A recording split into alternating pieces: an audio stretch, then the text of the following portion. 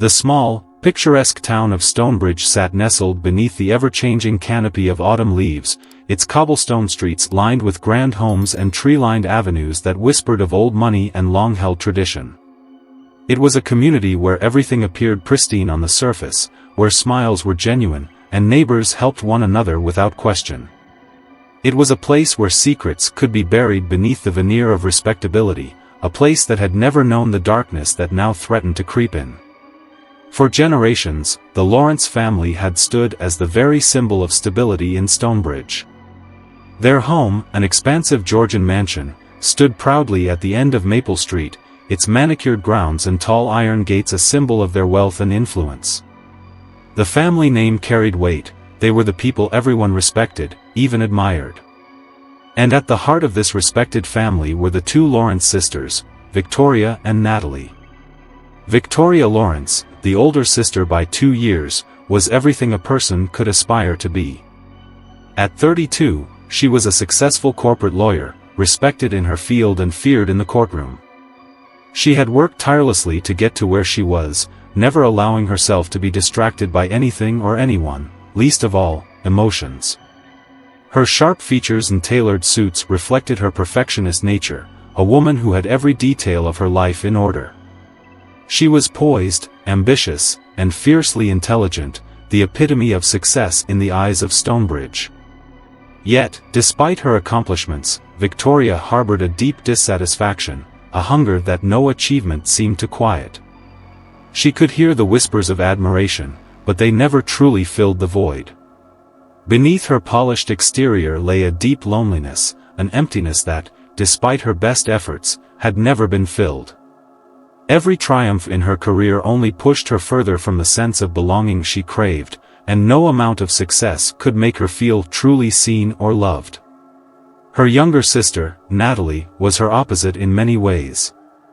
Where Victoria was sharp and calculated, Natalie was free-spirited, a painter who viewed the world through a kaleidoscope of colors.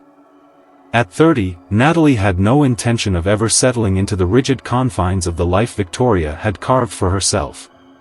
She floated through life with a lightness and joy that others found infectious, her carefree nature reflected in the abstract artwork that filled galleries across the region. To those who knew her, Natalie was the embodiment of artistic freedom and emotional honesty. She was a burst of sunshine on a cloudy day. But even Natalie, with her endless optimism and charm, carried her own burdens. Beneath the vibrant surface, she too longed for something more, something that neither her art nor her carefree lifestyle could provide. She yearned for validation, for a connection that was deeper than the surface-level relationships she so often cultivated. It was in her sister's shadow that Natalie had lived her whole life, adored, yet never fully embraced. Together, the Lawrence sisters had once been inseparable. They were the perfect balance of intellect and creativity, stability and spontaneity. They complemented one another in ways that made them an unstoppable pair. But as the years passed, something shifted between them. And that shift, so subtle at first, would soon spiral into a deadly competition, one that neither of them could have foreseen. Everything changed the day Sebastian Thorne moved into the vacant house next door. Sebastian was not the type of man Stonebridge was accustomed to. He wasn't born into wealth, and he certainly didn't have the same polished manners that so many of the town's residents wore like a second skin. Instead, he had the kind of rugged charm that made people stop and take notice. At 35, his smoldering good looks were impossible to ignore, and his quiet demeanor only added to his air of mystery. When he arrived in early September, driving his sleek black Audi down Maple Street, he stirred more than just curiosity. His enigmatic presence seemed to ripple through the calm of Stonebridge, setting in motion events that no one could predict. To the Lawrence sisters, Sebastian became both a fascination and, unbeknownst to them, the catalyst for a rivalry that would soon turn deadly. The arrival of Sebastian Thorne was the quiet storm that shook the perfect calm of Stonebridge. On a crisp September evening, as the last rays of summer slipped away into the cool embrace of fall, Sebastian pulled into the driveway of the old, vacant house next to the Lawrence family estate. The house, long neglected and forgotten by most of the town, now had new life, an energy that was undeniable, radiating from the tall, mysterious man stepping out of his sleek, black Audi. His presence was like a spark to dry tinder, and it didn't take long before the curiosity of the entire neighborhood was piqued. He was unlike any other man in Stonebridge. The residents of the town were accustomed to their polished, well-mannered neighbors, old money with impeccable pedigrees, their lives lived in carefully curated perfection. But Sebastian wasn't one of them. He didn't carry the burden of family legacy or the weight of a name that had been etched into the town's history. Instead, he carried with him an aura of mystery. A former war correspondent turned humanitarian aid worker, he had a life steeped in stories from across the globe, stories that no one in Stonebridge could have ever imagined. Sebastian wasn't just another new neighbor to the Lawrence sisters. To Victoria and Natalie, he was a puzzle, a challenge, and a prize, all rolled into one. Neither of them could predict how deeply his arrival would disrupt the balance that had existed between them for years. It was a quiet disruption at first, subtle and insidious, like a breeze that slowly stirs the water before a storm. For Victoria, Sebastian represented something more than just a man, he was a symbol of the world beyond her rigid, controlled life. He was everything she hadn't been able to reach, the life she hadn't been able to live. He was worldly, experienced, and confident in a way she had never allowed herself to be. His calm, collected manner made her feel both challenged and intrigued. He was everything she wanted but couldn't have. And for the first time in years, Victoria felt something stirring deep within her, something she couldn't control, desire.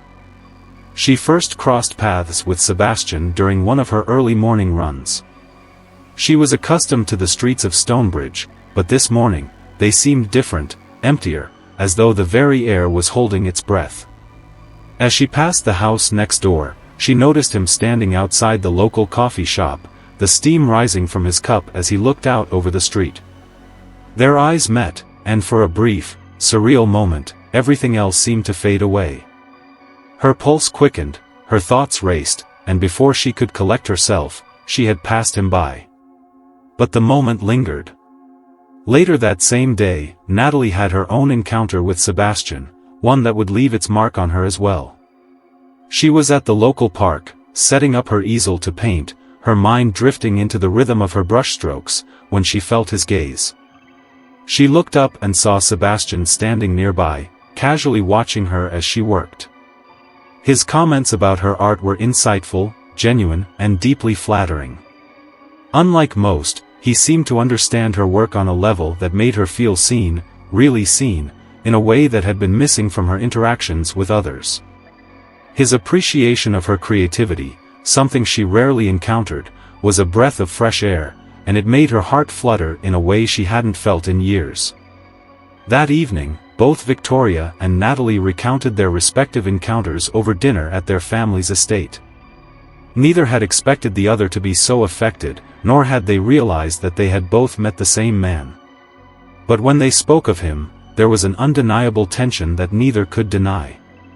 Sebastian Thorne had, without meaning to, become the center of their world, each sister now subtly competing for his attention, each of them finding themselves drawn to him for reasons neither could fully understand.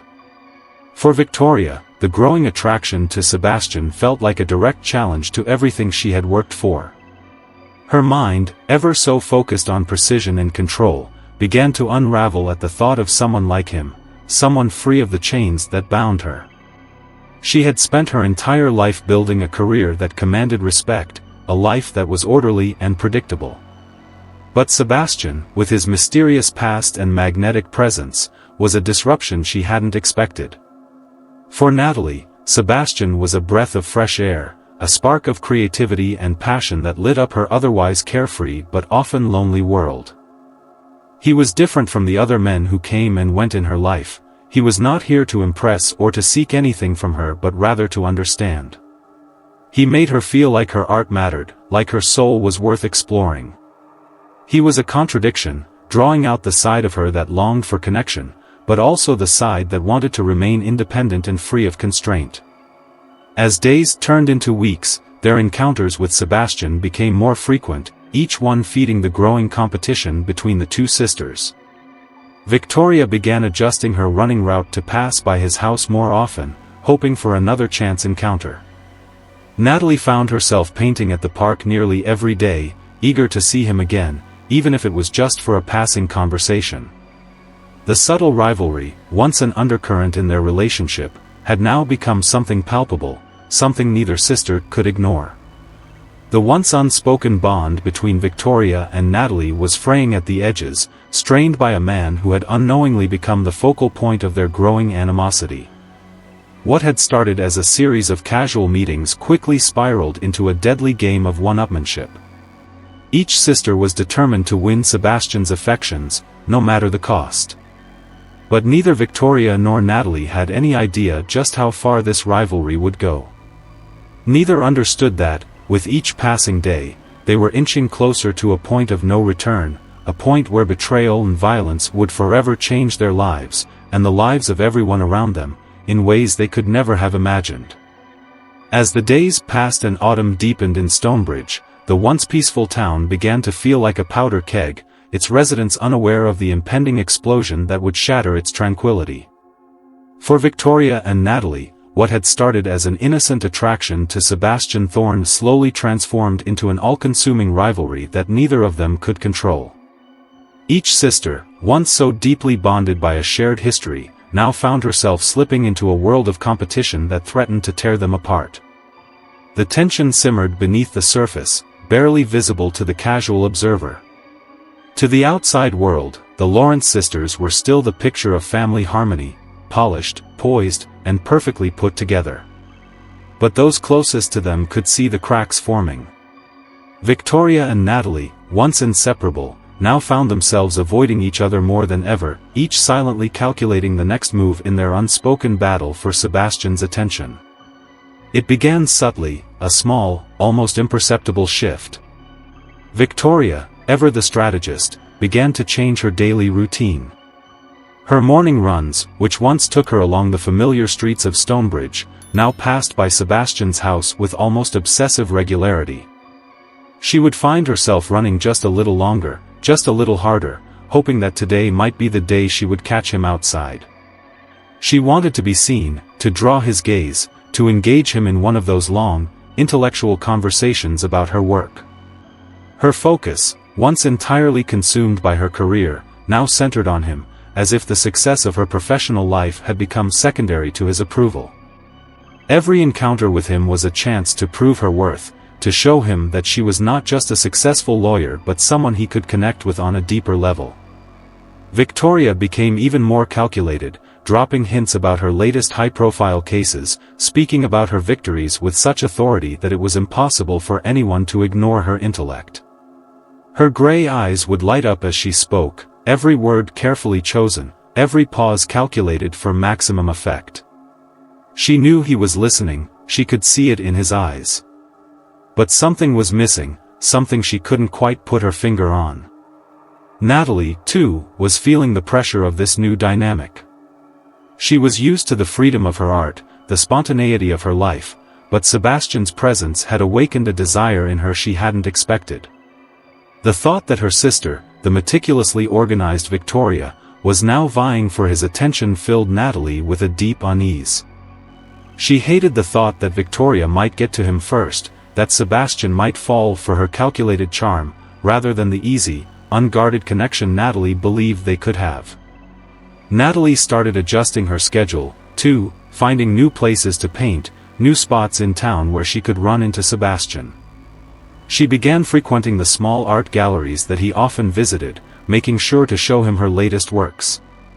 She would invite him to her spontaneous art shows, always under the pretense of sharing her creative process, but deep down, she was hoping he would choose her, that he would see her not just as an artist, but as someone more, someone worth holding close. Sebastian, for his part, seemed oblivious to the competition. His encounters with both sisters were casual, friendly, never a hint of the mounting tension that was slowly creeping into their relationship. He was drawn to both of them, but in very different ways. With Victoria, he found a kindred intellectual spirit. He admired her sharp mind, the way she could dissect a problem and approach it with surgical precision. Their conversations about law and the complexities of the world felt like a dance of wits, where he was constantly challenged and intrigued. With Natalie, on the other hand, he found a sense of freedom he hadn't known in years. Her laughter was infectious, her stories of travels and art filled him with a sense of wonder he hadn't felt in a long time. With her, he was reminded of the simple joys in life, the pleasures of spontaneity that he had lost in the harsh realities of his past. But Sebastian, whether knowingly or unknowingly, was playing a dangerous game. He was unaware of the deepening divide between the sisters, and his easygoing affection for both only served to deepen their rivalry. The tension finally erupted at the Stonebridge Gala. It was the social event of the year, held at the historic Stonebridge Country Club, a glittering affair attended by the town's elite. For Victoria and Natalie, this was more than just a charity event. It was the battleground for Sebastian's affections. The moment both sisters laid eyes on him across the crowded ballroom, they could feel the undercurrent of competition surge to the surface. The stakes were clear. Whoever Sebastian chose would hold the power, the influence, the connection they both desperately wanted. The evening unfolded in a delicate dance of one-upmanship. Victoria, with her polished demeanor, expertly guided Sebastian through the wine-tasting portion of the evening. Her knowledge of fine wines, her graceful handling of the event, and her quiet charm drew him in, making her seem like the perfect companion. She watched as his eyes glimmered with admiration, the thrill of victory building in her chest. But just as she thought she had him, Natalie swept in. With a natural, unforced grace, Natalie took Sebastian by the hand and led him onto the dance floor. There was no pretense in her actions, no ulterior motive, only the pure joy of the moment. As they danced, Sebastian seemed to let go of the tension of the evening, laughing at Natalie's witty remarks and enjoying the freedom of the dance. Victoria watched from the sidelines, her heart sinking as she saw the effortless chemistry between them. As the night wore on, the tension between the sisters grew more palpable. Every word, every glance, every smile exchanged between Victoria and Natalie seemed to carry an edge. Neither of them could ignore the silent battle they were waging. By the time the evening ended, it was clear that something fundamental had shifted between them. They were no longer sisters bound by love and loyalty, they had become rivals, each determined to win. As Sebastian left the gala, greeting both sisters with equal warmth, neither of them noticed the other's darkening thoughts. The competition had begun in earnest, and neither was willing to back down. With each passing day, their once unbreakable bond was weakening, and the path ahead seemed clearer than ever. One would win his heart, and the other would be left behind. But neither of them could predict just how far they would go to claim victory, and how much it would cost them in the end. The crisp fall air outside matched the cold, calculating thoughts that swirled in Victoria Lawrence's mind. The tension that had been quietly building for months now settled like a storm cloud over her every waking moment. Every conversation, every glance exchanged between her and Natalie, carried the weight of an unspoken war, one that had begun innocuously but had now escalated into a battle for not just Sebastian Thorne's heart, but for something far deeper. Something Victoria had fought for her whole life: control. Her life, meticulously ordered and perfectly curated, was slipping through her fingers. Her career, once the sole focus of her attention, now felt hollow in the face of Sebastian's attention toward Natalie. She couldn't allow herself to lose this. She had worked too hard, sacrificed too much, to let her younger sister, so carefree and so easy in her skin, win. Natalie didn't deserve him. She didn't deserve the way Sebastian seemed to light up when he spoke to her, the way he laughed freely at her jokes. Victoria had fought for everything, had earned everything. This, Sebastian, was hers. It had to be. And if it wasn't going to be hers by choice, then it would be hers by design. Victoria sat at her sleek, glass desk in the study of the family home, her fingers tapping lightly against the edge. The house was quiet, the only sound the occasional rustling of leaves from the trees outside. It was late, too late for anyone else to be awake, too late for anyone to notice her scheming. But tonight, Victoria was consumed by a singular thought: how to eliminate Natalie from the equation. How to make sure that the woman who had always lived in her shadow would finally stay there. She had always prided herself on being a woman of reason, of restraint. Her years as a lawyer had taught her the art of strategy, of outthinking her opponents, of bending situations to her will. And now, in this moment, she would apply those very same principles, not to a courtroom, but to her own flesh and blood. Her mind raced as she carefully laid out the plan. It needed to be subtle, flawless. If anything went wrong, if anyone suspected her of foul play, it would all be over. The reputation she had built, the life she had so carefully constructed, would come crashing down in an instant. The first step was simple: create an alibi. It couldn't be a last-minute attempt to cover up her actions, it had to seem natural, something that no one could question. She had already begun volunteering at the local animal shelter, making frequent visits, and she had joined a book club that met regularly. By inserting herself into the community's daily rhythm, she ensured that if anyone asked where she had been during the key moments of the crime, they would find a well-placed network of people who could vouch for her.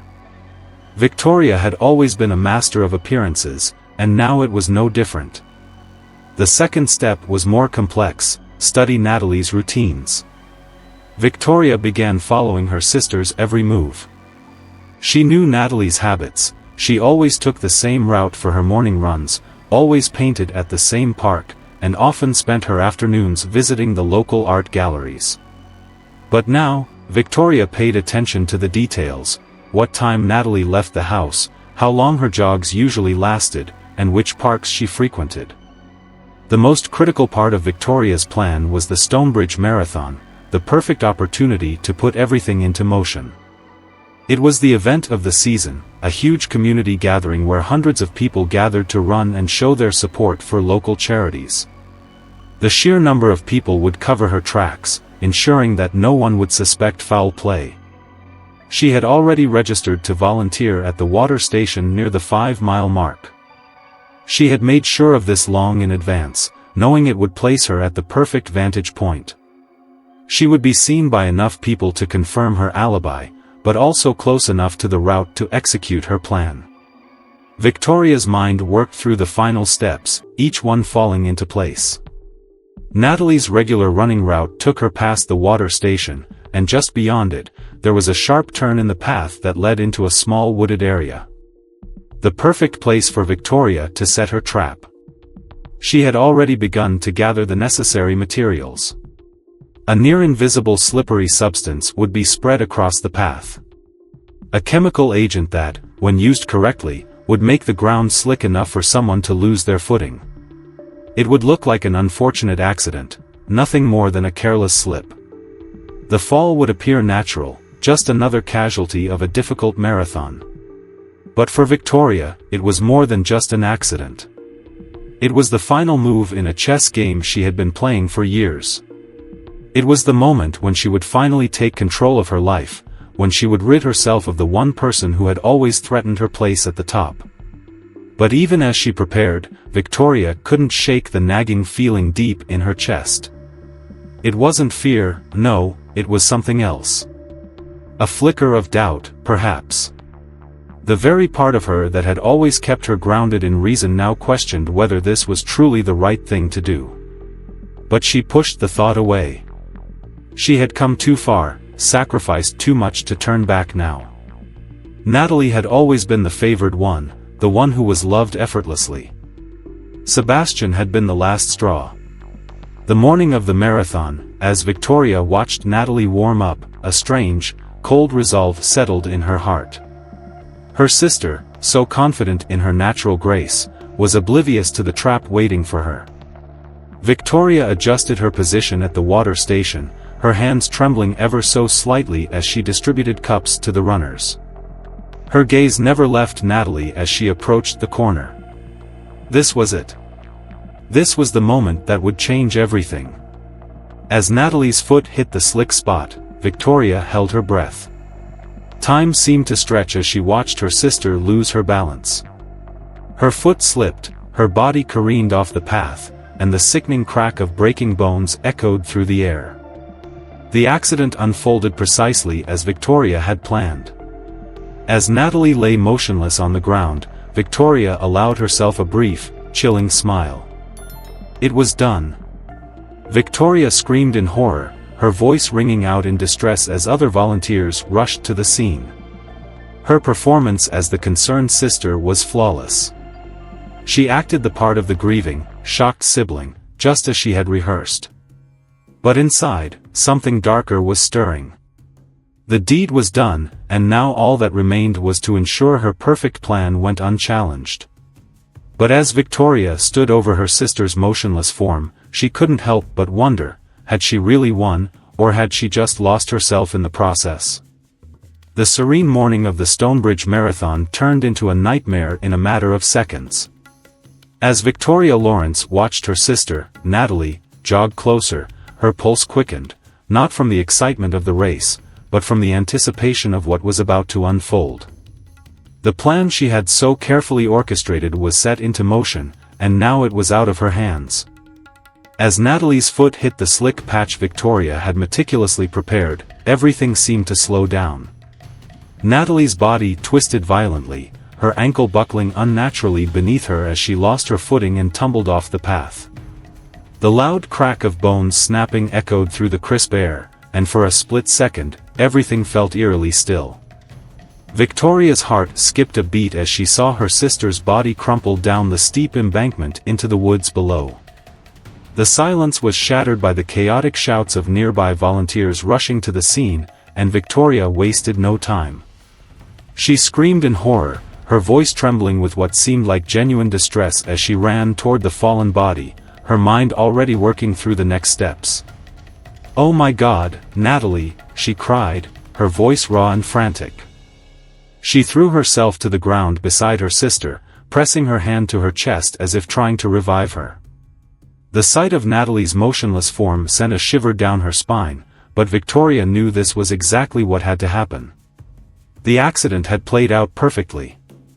The scene quickly turned into a frenzy, with volunteers and medical personnel rushing to help. But amidst the chaos, Victoria stayed calm, her face a mask of concern. She subtly positioned herself in a way that made sure to draw attention, just enough so that no one would suspect her. She made sure to be seen as the sister who was clearly devastated by what had happened, but her eyes kept flickering to the scene around her, her thoughts churning with the knowledge that her plan was in motion. The paramedics arrived, lifting Natalie onto a stretcher with clinical precision, but Victoria could feel her stomach twisting. Natalie's condition was serious, and the reality of the consequences began to weigh heavily on her. The deed had been done, but as the ambulance doors slammed shut, a small, nagging voice in the back of Victoria's mind whispered that this wasn't over. Something in her gut told her that it wasn't going to be as easy as she thought. Within hours of Natalie's fall, the news of her injury spread like wildfire through the quiet streets of Stonebridge. The once tight-knit community was now buzzing with shock and concern, everyone wondering how such a terrible accident could happen. People rallied around Victoria, offering their sympathy, while she played the part of the concerned sister flawlessly. But in the shadows, things were beginning to take an unexpected turn. At first, the investigation seemed cursory. The local police, aware of the tight-knit nature of Stonebridge, believed the fall was an unfortunate accident, just another mishap in a public event. After all, marathons were filled with accidents, and Natalie's fall seemed to be just another tragic outcome of a race that saw hundreds of participants every year. The volunteers and witnesses who had been present confirmed the details. Natalie had tripped and lost control while nearing the water station, and the ground had been slippery due to the recent rains. It all made sense. But as the hours passed, the investigation began to look deeper. A few details didn't quite add up. Detective Lucas Reeves, a seasoned investigator from a neighboring town, had attended the marathon, not because of his personal connection to the Lawrence family, but because he had heard a few troubling whispers from some of the volunteers about the incident. Something about the situation seemed off, but he couldn't quite place it. There was no concrete evidence, nothing that would raise suspicion on its own, but there was a gut feeling that something wasn't right. The way Victoria had reacted, so perfectly composed, yet a little too composed, it struck him as strange. He started by reviewing the witness statements from the event. While most of the volunteers spoke highly of Victoria's concerned demeanor, a few others, who had been stationed further down the path, mentioned a peculiar detail: Victoria had been positioned quite far from the water station when the accident happened. In fact, she was nowhere near her designated post when Natalie fell. Some of them even recalled seeing her walk away from the water station just moments before the fall. The more Detective Reeves dug, the more questions arose. Why was Victoria at a spot that didn't align with her volunteer duties? Why had she been so far from the action when her sister fell? Reeves knew better than to trust coincidences, especially in cases where family dynamics were involved. Something was off. While the police focused on the physical evidence, Detective Reeves turned his attention to the mental aspects of the case. He knew from experience that people often left a trail, small things that didn't seem important but would prove to be vital later. He started to investigate Victoria's background more thoroughly, and the deeper he went, the more unsettling things became. Victoria's life was nothing short of meticulously curated. She had built an empire for herself in the legal world, a position of power that people admired from afar. But there were whispers about her relationship with Natalie. The press never spoke of it, but there were rumors. Some believed that the Lawrence sisters were always more rivals than allies. And as Reeves interviewed the few people who had known them for years, he began to hear murmurs about how Victoria had always felt overshadowed by her younger sister's carefree charm. A deep-seated rivalry, perhaps even a jealousy, seemed to have been simmering for years. As he continued to piece together the fragments of the puzzle, a breakthrough came when one of the volunteers, a woman named Amelia Thornton, came forward with a confession. Amelia, a junior associate at Victoria's law firm, had stumbled upon something she shouldn't have. While going through some of Victoria's paperwork, she had found a peculiar notebook, filled with detailed notes on various poisons, along with a series of dates and timelines. One of the entries seemed particularly relevant, a timeline that corresponded with the exact day of Natalie's fall. Amelia, deeply unsettled by what she had found, decided to confide in her boyfriend, Detective Lucas Reeves. The discovery of this notebook was the key that set the investigation into high gear. The information contained within it suggested that Victoria had planned Natalie's accident in advance. The fact that the timeline aligned so perfectly with the day of the race was more than enough to spark a full-scale investigation. Reeves began to re-examine the crime scene, the witness statements, and now, the evidence of Victoria's strange notebook. What was once thought to be a tragic accident was now quickly being reclassified as something far more sinister. As the investigation unfolded, Victoria's perfect alibi began to crumble under the weight of mounting evidence. The walls of Victoria Lawrence's carefully constructed world began to crumble with a single, chilling revelation. What had seemed like a tragic accident, a series of unfortunate events surrounding Natalie's fall, had turned into something far darker. The investigation that had begun with a sense of inevitability, everyone convinced it was just an accident, had taken a terrifying turn. As Detective Lucas Reeves delved deeper into Victoria's past, he uncovered layers of resentment and jealousy buried beneath the pristine surface of the Lawrence family. He had already found Victoria's meticulous notebook, filled with detailed notes about poisons and chemicals, as well as a clear timeline that seemed to have been carefully constructed to coincide with the day of the race. It was the nail in the coffin, and Reeves knew this wasn't just a slip-up. It was premeditated. Victoria, ever the strategist, had carefully executed her plan to eliminate Natalie, the one obstacle standing between her and Sebastian's affections. The fall was no accident.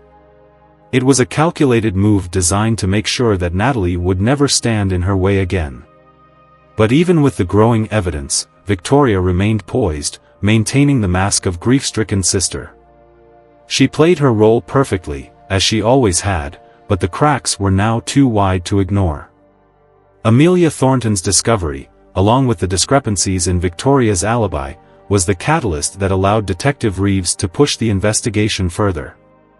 The timeline, combined with the strange purchases of chemicals, the fact that Victoria had been suspiciously absent from the water station when Natalie fell, and her unshaken composure during the chaotic moments after the accident, painted a disturbing picture.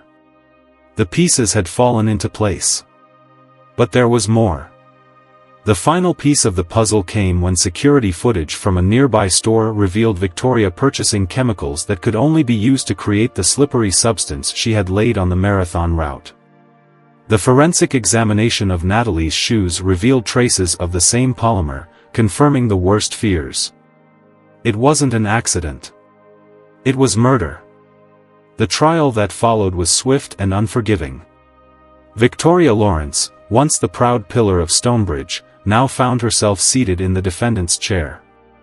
The courtroom, filled with familiar faces, was a haunting reminder of the life she had once known, the life she had painstakingly built, only to have it crumble under the weight of her own actions.